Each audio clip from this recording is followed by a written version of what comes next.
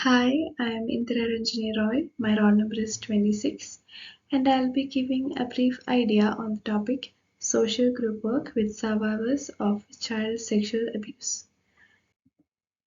The social group work I aim to address consists of survivors of child abuse, a population that faces multifaceted challenges stemming from their traumatic experiences. This group seeks to create a safe space for individuals who have endured various forms of abuse during their formative years. The goal is to foster healing, empowerment, and a sense of community among survivors who have grappled with complex emotional, psychological, and social issues. Coming to the introduction to the setting, sexual abuse involves forcing or enticing a child or young person to take part in sexual activities, including prostitution, whether or not the child is aware of what is happening. The activities may involve physical contact, including penetrative or non penetrative acts. They may include non-contact activities such as involving children in looking at or in the production of sexual online images, watching sexual activities, or encouraging children to behave in a sexually inappropriate way. The setting for the social group work will be a safe and confidential space within a counseling center dedicated to supportive services of child sexual abuse. The environment will prioritize confidentiality, empathy, and a trauma informed approach, ensuring that participants feel secure and coming to the need for social group work in the setting. First one, survivors of child abuse often feel isolated and misunderstood. Group work provides a platform where individuals can share their experiences, validate each other's feelings, and realize they are not alone in their struggle. Second, the dynamics of a group can foster mutual support, empathy, and understanding. Through sharing stories, coping strategies, survivors can gain strength from one another's journey, aiding in their healing process. The third, the group setting helps reduce the stigma associated with discussing child sexual abuse, creating a non judgmental environment. And coming to the fourth, group setting can facilitate the development of trust and a sense of belonging, which might be challenging for survivors who have experienced betrayal or trauma. As trust builds within the group, participants may find it easier to open up and engage in therapeutic activities. Next is the concept of social group work. Group work is particularly effective with child sexual assault victims because it breaks down their feelings of isolation, builds social skills, teaches appropriate boundary settings, and helps them realize they are normal. Group work allows survivors to connect with others who have faced similar experiences. Sharing stories, emotions, and coping mechanisms fosters a sense of belonging and reduces feeling of isolation and shame. Survivors often struggle with self-blame and doubt. In a group, they receive validation and support, reducing feelings of guilt and enhancing self-worth. Trauma can shatter trust. Group settings provide a safe space where survivors can gradually rebuild trust in others by experiencing supportive, non judgmental interactions. Survivors may fear being stigmatized or labeled due to their experiences. This fear might prevent them from fully engaging in the group or sharing their stories openly. They also face challenges in forming and maintaining healthy relationships, trust issues, intimacy problems, difficulty with boundaries, and fear of vulnerability are common, affecting both personal and professional relationships. Child sexual abuse survivors might experience physical health issues, including chronic pain, sexual dysfunction, eating disorders, and substance abuse problems as coping mechanisms.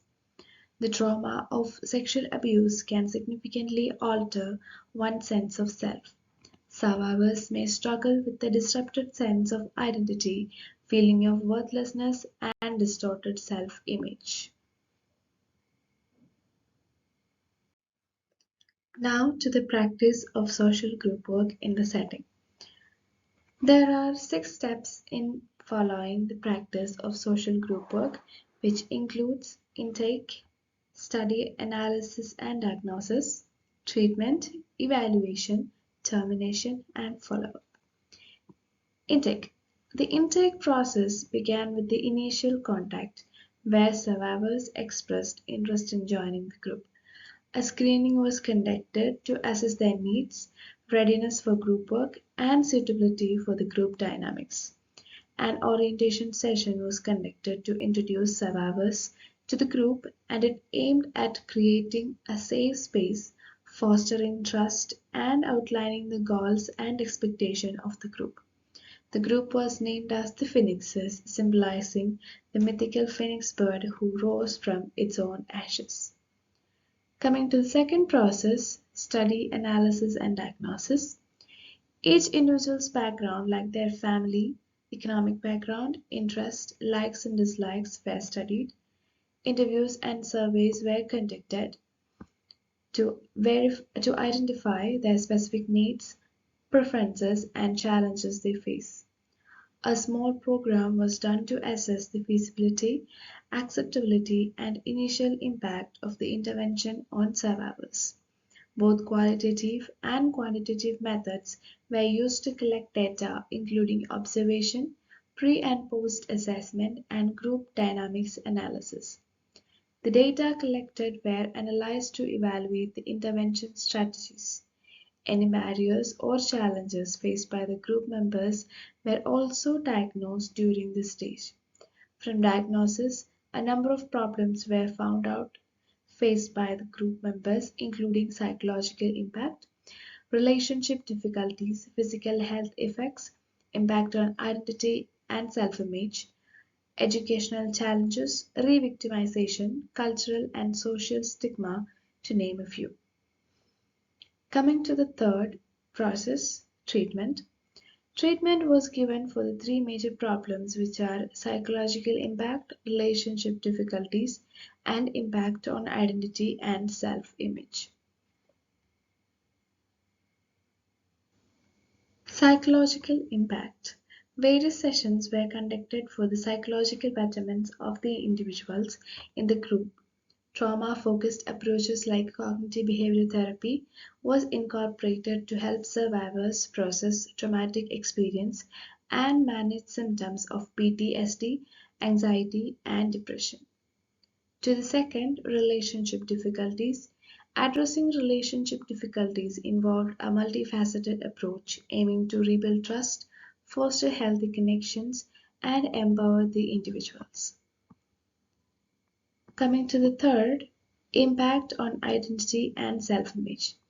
With the survivors of child sexual abuse, addressing the impact on identity and self image involved a range of therapeutic approaches and activities. Sessions were incorporated which focused on understanding how trauma affects identity and educated participants about common reactions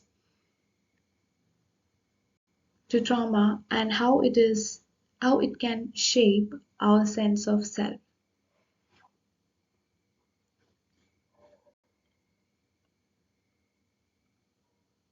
Coming to the fourth process, evaluation. Evaluation is a crucial step in ensuring that the intervention and the needs of the participants are achieved and its goals. Each and every member of the group benefited from all the sessions provided.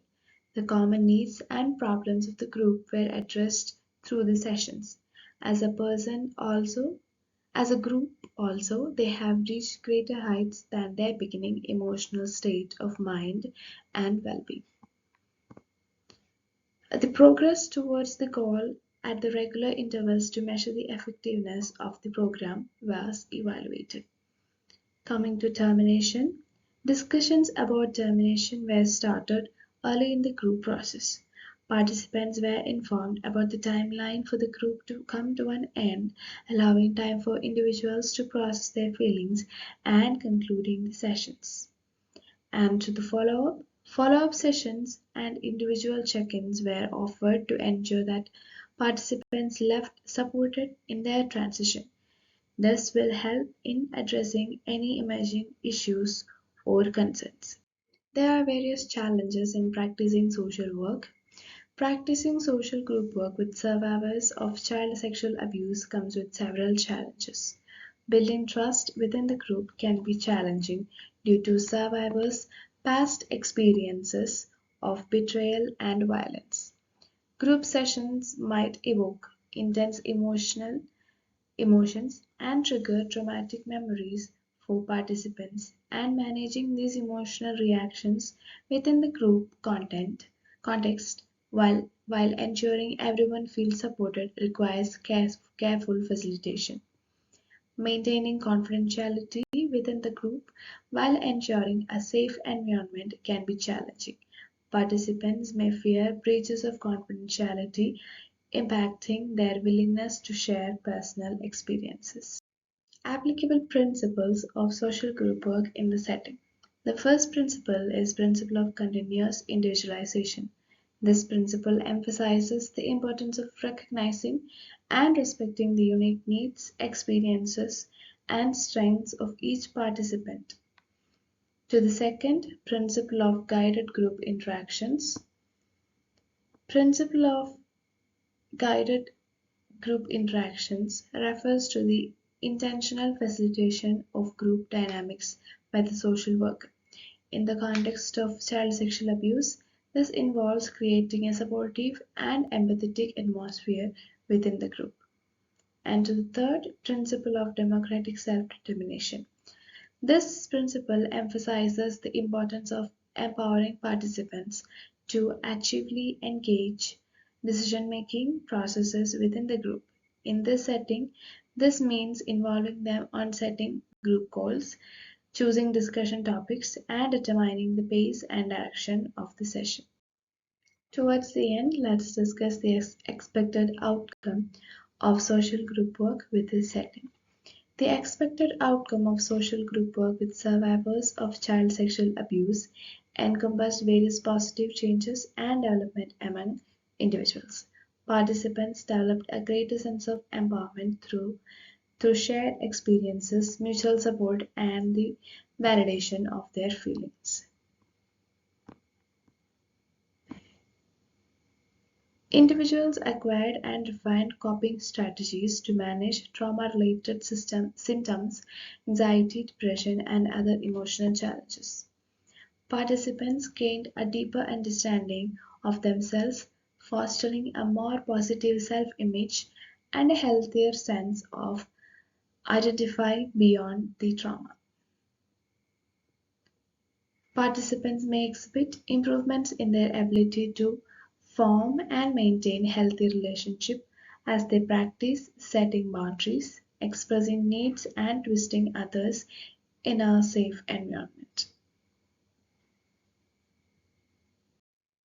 Coming to the conclusion, in conclusion, practicing social group work among survivors of child sexual abuse offers a profound avenue for healing and empowerment and fostering reliance in individuals who have endured traumatic experiences. Through a carefully designed and trauma-informed approach, social group intervention provides a safe and supportive space where survivors can share their stories, connect with others who understand their experiences, and embark on a journey of healing and growth. In essence, practicing social group work among survivors of child sexual abuse embodies a commitment to providing a supportive environment where individuals can reclaim their narratives, find strength in solidarity, and embark on a path towards healing and reclaiming their lives. Thank you.